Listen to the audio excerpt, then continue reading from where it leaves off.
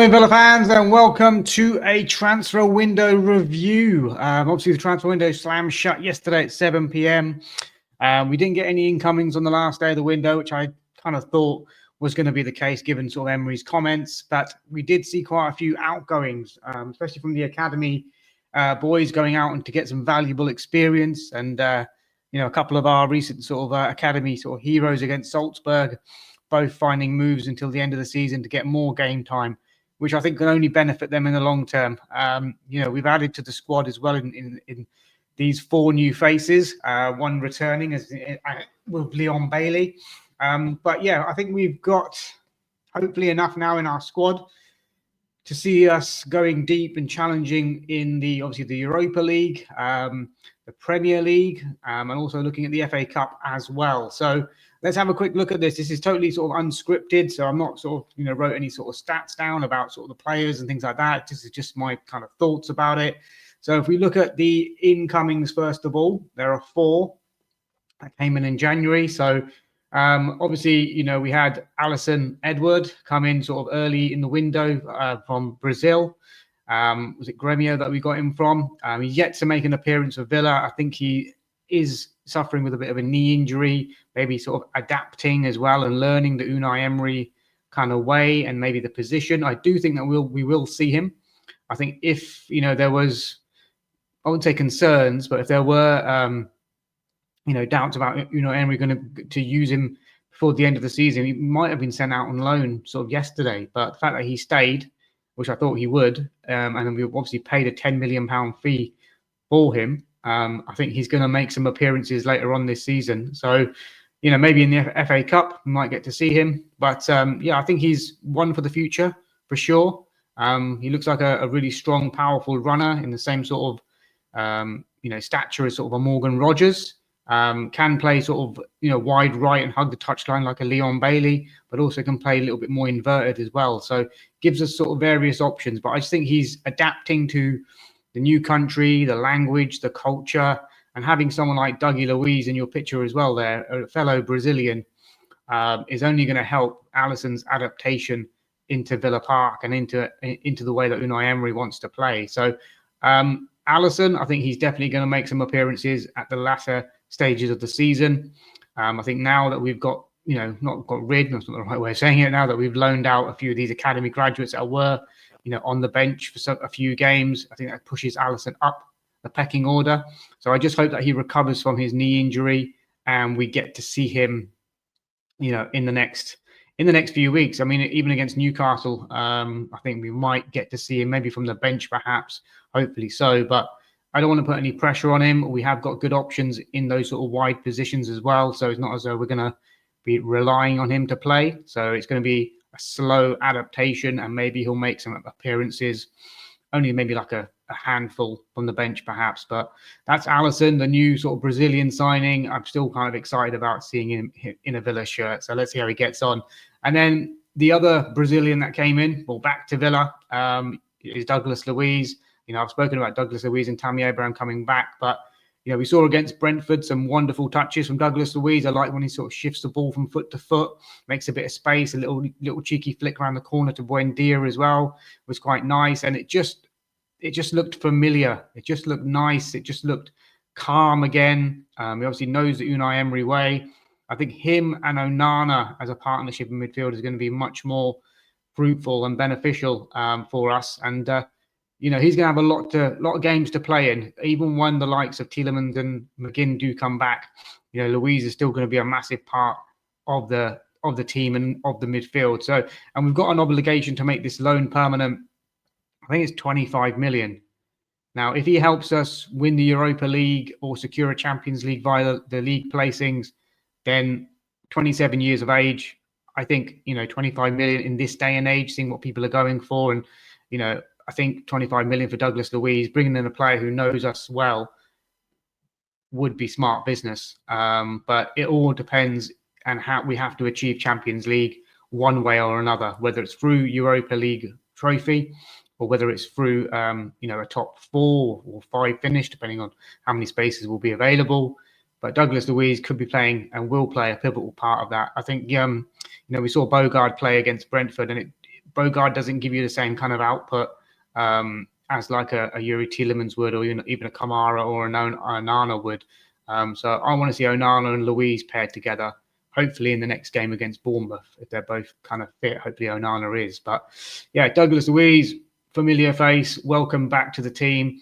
Looks like he'd never been away. And I'm sure that he's going to be a good player around the dressing room as well. I do remember from his first time at Villa that, he was the glue that held the changing room together. There was a lot of people that were socializing with him. He used to host sort of barbecues at his house and get lots of people coming around to it. So, he's that sort of character to have. And I think he's going to be an excellent mentor for the likes of Alysson coming through as well as a young Brazilian. So welcome back, Douglas Luiz. Third name, obviously, we'll talk about Tammy Abraham as well. So obviously made his debut.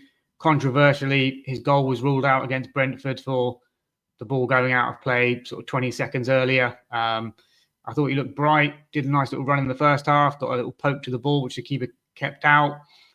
Second half was a little bit more quieter, but I don't think we put enough in the box for him, or we didn't and there was no space at all because Brentford was so narrow. There was nothing we can get in between the lines. I've given my thoughts about what we should have maybe sort of brought on some bigger players and flooded the box a bit more with a few more extra bodies to help Tammy Abraham. But I think, with Malen leaving the club, it was obviously evident that we were looking in the market for a striker. And, I did a video back in November saying about, 7 strikers that Villa could target. And Abraham was one of them. And he was always my choice. I always thought, why is he playing at Besiktas? Why is he playing at that sort of level? He done well at Roma. He obviously picked up a big serious injury. Went to Milan, still got double figures goals there as well. He's a good player. He knows the Premier League. When you're seeing clubs like, United going for Sesko and Arsenal going for Gyökeres and Strand Larsen going for nearly 50 million as well. Tammy Abraham, we picked him up for 18. Yassin Ozcan is there with an obligation to buy at 7. So that will make the outlay 11 million for Tammy Abraham. 28 years of age, you're not going to get much for 11 million these days, not even a championship striker perhaps, but I think we've done an excellent business there. He's taken a bit of a pay cut to come and join us. We also have to wait a little bit for him to come because obviously Besiktas had to make the deal permanent, obviously trigger the obligation and then just sell him on for a quick little profit. But I think Tammy Abraham is there to, fight Ollie Watkins for that space. They can play together. They can play, there'll be like one of them playing or maybe a sub coming on to partner, but all of a sudden it just gives us that different kind of dynamic and it gives us an aerial presence up front as well. So I think Tammy Abraham coming back was just made so much sense, and he's a penalty taker, same as Douglas Luiz, which we've lacked a lot. So I think he's going to be a very good move for Tammy Abraham. I think, he'll help us go deep into competitions. He's got a good European scoring record as well in the Conference League for Roma. And I think he's scored quite a few goals for Besiktas this season as well. So he's coming back to Villa in a good reign of form. So I want to see him continue that. And I'm going to say between now and the end of the season in all competitions that Tammy Abraham will get double-figure goals. Bit of a bold shout, but I think given that we'll have some European games, we've got FA Cup, and I think we'll go far in that, and I think we will beat Newcastle. I think we'll take it seriously, whereas maybe they won't with their injury concerns. I think we've got the squad now to go forward on all fronts, and I think Tammy Abraham, once he scores 1 or 2, he'll start banging them in, and he'll be pushing Watkins for that starting place, and that is a good, healthy competition that we need at this point of the season as well. So welcome back, Tammy Abraham. And the last 4th incoming player that we've got, Leon Bailey, coming back to the side from Roma, cutting that loan short. He had a bit of an injury out there as well, so wasn't always played. But I felt as though the Evan Guessand experiment, I'm going to call it, failed miserably. He was nowhere near the level of player. He didn't have any sort of football IQ. Didn't seem to understand what Emery wanted him to do. And it was just like, well, let's just bring back Leon Bailey, who understands the system, understands what needs to be done. And the adaptation is easier. So same with Luiz coming back, adaptation is easier. So this is why it made a lot of sense to me. I'd rather have Leon Bailey coming onto the pitch than Evan Guessand any day of the week. And also, Bailey, he can take on his man. He had that chance against Brentford where he just wanted him just to curl it in the bottom corner, perhaps, rather than sort of going for the top corner. So, but at least he showed something, and he's showing work rate up and down as well, which Guessand did. Guessand did show work rate, but very little quality in the final third. Hopefully, we can see more from Bailey. I think this new role for Leon Bailey, where he's not a guaranteed starter. I think in his first spell at Villa when he was there, he was always played on the right wing as a main kind of player. I think this time round, what you'll see is that he'll be rotated, and we've got Rodgers, Buendia, Sancho, and now Bailey as well as that kind of fourth player. So Bailey can either replace Sancho, or as we saw against Brentford, can play on the opposite side and provide two wingers when we need it. But I do think that role here of being like the fourth choice kind of player in that front three behind the striker is going to suit him a little bit more. The pressure will be a little bit off him, and he'll be able to come on or start games. And if it's not working, we've got players that we can bring in and swap around. So I think it's good for Leon Bailey to have to come back to the side, and definitely a much better replacement than Evan Guessand on that bench. I'd rather have Leon Bailey coming on than Evan Guessand. That's my thoughts on that. So, yeah, welcome back, Leon. Hopefully you can help us contribute to winning a trophy, Europa League, FA Cup, and securing Champions League this season. Hopefully you play your part in that, in that run that we're going to have in this second half of the season. And then the outgoings, I mean, this side, wow, so many. So I'll just quickly go through these. Obviously, we know Daniel Malen at Roma has already scored for them, loan with an obligation to buy. I think we make back our money. I think it's like 23 million. Something around that sort of figure. Malen wanted to go for regular football. Obviously, you've got the World Cup in mind, wants to be the Dutch number 9. You can't blame him. Did very well for Villa. I think he'll meet the obligations, and he'll trigger a permanent move. So I don't see Daniel Malen coming back to Villa. And obviously now that we've got Tammy Abraham as well, I think that's the last we'll see of Malen in a Villa shirt. I wish him well. And then, Evan Guessand completing a loan move to Crystal Palace. I mean, it just showed that the Monchi disaster class recruitment. We spent 25 million on this guy. And from the YouTube reels that we all saw when it was announced, we were all kind of excited about this big, strong, dribbling centre forward type player. He's never really actually played up front for us, which is, probably, in his favour.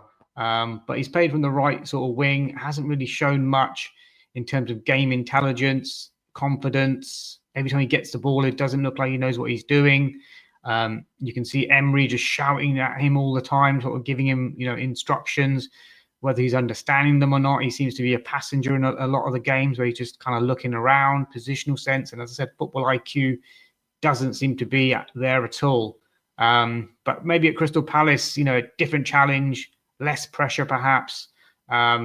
Maybe he'll thrive in that environment. I don't know. Maybe they play a different system where, they play too narrow behind the front man. Maybe that will suit him a bit more rather than playing sort of as a wide player.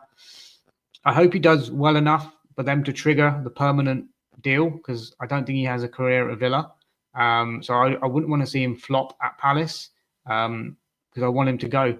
I want to recruit as much money as we can for him, and hopefully try to make back as much of that 25 million as possible. So, but Evan Guessand, good luck at Crystal Palace. And then the other players here in your picture, Yasin Ozcan, part of the Tammy Abraham deal, a loan with an obligation of 7 million, I think it is, to buy him. So, if you minus off the 18 that we paid for Tammy, that could be £11 million deal, which would be brilliant. So I hope Ozcan does really well there.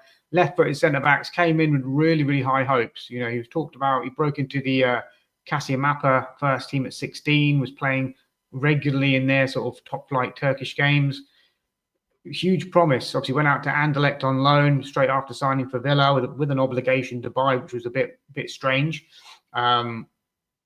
Didn't really always play for Anderlecht. Didn't always feature in their team. And then, he's obviously, wanting to move back to maybe a bigger team in Turkey, which obviously would suit him down to the ground. And Beşiktaş is that team where he'll go in and probably play regularly as well. If he joined Fenerbahçe or Galatasaray, probably wouldn't play as a 18-year-old now. Probably wouldn't be in their sort of first team. So he's going into Beşiktaş now, where hopefully he will go and play regular football for them and best of luck for your footballing career. I'm not sure what the whole transfer was about, but again, another Monchi disaster class, as I would call it. Talking about Monchi disaster classes, moves me on nicely to Samuel Illing Jr. He's just cancelled his loan spell at West Brom, where I think he scored 1 goal in about 20 odd appearances. Wasn't really doing much. West Brom are struggling. They've got a new manager there as well. He's now been recalled from West Brom and sent immediately to Serie A, relegation threatened Leaning Tower of Pisa. So it'd be interesting to see how he gets on there. Obviously, he's played in Italy before with Juventus and Bologna, so he knows the league, he knows the culture, knows the language. So his adaptation should be fine. But he's what is he now? 22 years of age, 23 perhaps. I don't think he's ever going to be up to the standard to play for Villa. So again, maybe this was the whole Douglas Luiz trying to get that deal over the line, trying to give Juventus some money for some players as well. It just seemed like a kind of brown envelope kind of move, basically, with him and that Enzo Barrenechea, who have never sort of played a first team game for Villa. So Samuel Willian Jr., good luck out there with Pisa. Hopefully you do well enough there and they can sign you permanently, and hopefully you keep them up. But yeah, good luck for the rest of the season, Samuel. And then we're moving on swiftly. So Middlesbrough, Finley Munro, good loan spell at Swindon. Really impressed Ian Holloway out there. Really impressed at that level in League Two, I think it is. I think he was like in the player of the season team or something. At left back, good assists, getting forward. He's been recalled and now since moved to Middlesbrough on a permanent deal for 350,000. So not a great deal of money, but was he ever going to break into our first team? Probably not. Unai's recognised that quite early and decided to move him on.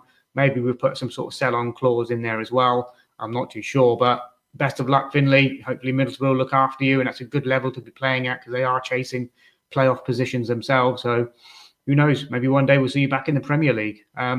The next one is the hero of Salzburg. Well, the Salzburg game. Jama Aloba. Excellent goal against Salzburg. Really kept a cool and calm head, when other players like Leon Bailey blazes over the bar in a similar position. But yeah, lovely finish from Jimaldine. And Jama has now gone on loan to West Brom, where we picked him up from. So it's a club that he knows really well, where he came through the ranks. We picked him up from them, I think, a couple of years ago. He's now gone back out to them, obviously replacing Samuel Willian Jr. perhaps.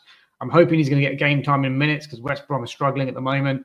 Not looking well in the Premier League and the Championship. New manager in place as well.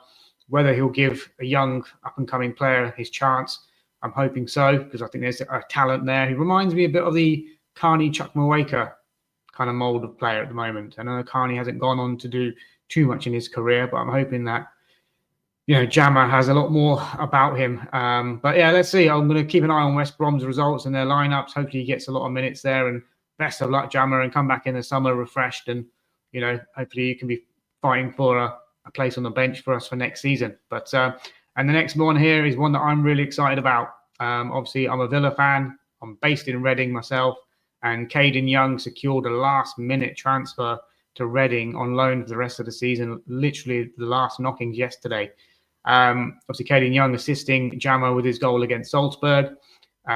Exciting winger. I've had a couple of Reading fans kind of ask me what is he all about. And I said he's fast, he's direct, he's skillful, but he's going to be inconsistent. You need to be patient with him. Get support behind him. But once he gets a good run of games, he can be very good.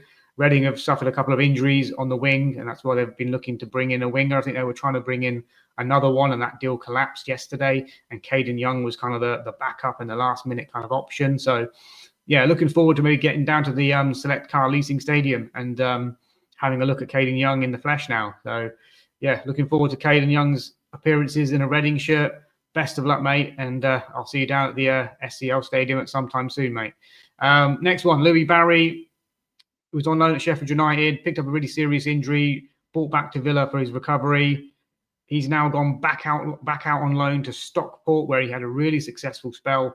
I think it was it last season or season before, where I think he got like double-figure goals, and he was really standing out at that level. He was really pinging in some really good goals and picked up sort of Player of the Month awards. He's 22 years of age. I don't see him coming back to Villa after this. I think this is a move that will trigger a permanent move, maybe to Stockport or another team around that sort of level. But 22 years of age, he's been having a serious injuries. There's a lot of promise about him when we bought him from Barcelona. Hasn't really quite hit the height. Scored that goal against Liverpool a couple of years ago now. Showed good pace and promise then, but unable to kick on. So I think this is probably a bye-bye for Louis Barry as well from Villa. But let's see how he gets on at Stockport. Hopefully he can turn it on again and do really well and secure himself a nice little move in the future. But yeah, best of luck there, Louis. Next one, Lino Sousa is teamed up with Rotherham United. I'll be honest, I don't know too much about Lino Sousa. I know that he's a couple of loan spells at, was it Plymouth and one other side as well. I haven't really heard too much about him. There's been no kind of reviews. People like Finley Monroe playing a similar position at left back have been standing out at Swindon. You do hear about him. With Lino Sousa, he's just gone under the radar quietly. We picked him up from Arsenal's academy, but I think, again, he's 21 years of age. I don't think he's coming back to Villa. I think this is him in the shop window and trying to find a team that he can play regularly at, because he's not going to come back to Villa and challenge at left back when we've got Ian Martson and Luca Digne there already. So yeah, Lino Sousa, best of luck, mate. Best of luck. And then obviously, we've recalled Finley Monroe from Swindon and sold him to Middlesbrough. We've now sent Aidan Borland to Swindon as a kind of, here you go. Sorry about that. So Aidan Borland, very busy midfield player, small and nippy, similar in the Barry Bannon type kind of mold, really. Lots of energy and engine. Ian Holloway will love this type of player. Hopefully he gets a lot of minutes in centre midfield for Swindon. And we'll see how he goes and just keep an eye on his progress. The next one there is Kane Taylor, playing at Oldham Athletic. I think they're in League Two, or they're in the Conference. Not too sure. Can't remember where Oldham are. Years ago they were in the Premier League. I remember, like, back in the early 90s, but they've sort of dropped down into the Conference and sort of League Two level now. But Kane Taylor, big strapping midfield player. I remember him scoring in a pre-season friendly last season against Al Ian, I think in the Christmas kind of break time or something. Nice little taken goal. Not really had a chance in the first team at Villa. I think he appeared on the bench a couple of times, but didn't get on the pitch. But Kane Taylor, I think he's one to keep an eye on. Let's see how he gets on. I think he can play left back, left midfield, centre midfield. So he can cover sort of various positions. So it'd be interesting to see how he gets on at Oldham. Keep an eye on that one. And then the last one here is Ben Brogio, young up-and-coming player who has featured a couple of times on the bench for Villa, in especially European games. I think he's been on the bench a few times. I don't think he's seen any minutes. I think maybe last season he might have come on. Was it against Olympiacos? Did he get on? Or the season before that, sorry. Not quite sure. But Ben Brogio, Unai Emery seems to like him, keeps him about the first team squad, training with the first team squad on occasions as well. He's now gone to Falkirk, who are in the Scottish Premier League. I think they're struggling in the Scottish Premier League. So again, I'm not sure how many minutes he's going to be able to get in there. Hopefully he can. Just be worth keeping an eye on. But yeah, good luck to Ben Brogio there. And there were 3 other players as well that I couldn't fit onto the thumbnail. Ashton McWilliams has joined Morecambe. Sam Lewis, goalkeeper, has joined Oxford City. And the last one, Charlie Pavey, has joined Hereford. I think he was recalled from Bromsgrove and sent out to Hereford. I think they play at a higher level. So best of luck to all of these young players, especially Kadan Young, who I'm going to look forward to sort of seeing. And I'm hoping that players like Kane Taylor and Jama can impress as well, and maybe even Louis Barry. But yeah, it'd be interesting to see how these guys get on. But that's the review. I think we've got enough now, hopefully, in each position. We do obviously have some fragility with Onana getting injured, Garcia getting injured, and you're down to a few players. But hopefully the likes of John McGinn and Yuri Tielemans are going to be back in about a month, 6 weeks, hopefully, and not miss too much football. But I think we've got enough in the tank to keep us going. I think we've got enough in there to keep us ticking over. We've got a good run of games in February. I mean, I say that, wishfully as well, because you never know. I thought Brentford and Everton at home would be good games to play, but we picked up 0 points in those 2 last home games in the Premier League. So it's Bournemouth next. That's going to be tricky. It always is. You got Krupi up front for them is bang on form. and the manager is very good. So anyway, guys, I'll do a separate preview for that another time. But hope you've enjoyed this review. Hope it's given you some insight to some of our sort of younger players and where they're heading to, and maybe sort of keeping eye on a few players. And as I said, I'm from Reading, so I'll be looking at Kadan Young a bit more closely and seeing how he gets on. Hopefully he gets the minutes. I'm hoping Evan Guessand does enough to trigger a permanent move at Palace. And yeah, Jama, I hope you can continue his good form and upward trajectory at West Brom. So yeah, up the Villa, guys. Smash a like, subscribe if you're new. Comment below. What do you think about some of these loan players? Is it end of the line time for a few of these, or do you think they're good moves or not so good moves? What are your thoughts on the incomings? The 4 players that we've bought in. Alysson is the only one that we haven't really seen so far. I'm looking forward to him. Douglas Luiz fitting back in, looks excellent signing. Tammy Abraham also in. Leon Bailey for me as that 4th choice option in a bit of a rotation is a much better option than Evan Guessand, in my opinion. Just my opinion. So let me know your opinion, guys. Let me know what you thought about the January transfer window. Drop a like, share, comment, super chats, super thanks, become a member, do what you can to support the channel. We're on the road to 1,000. Appreciate it big time. Enjoy the rest of your day. Bye for now.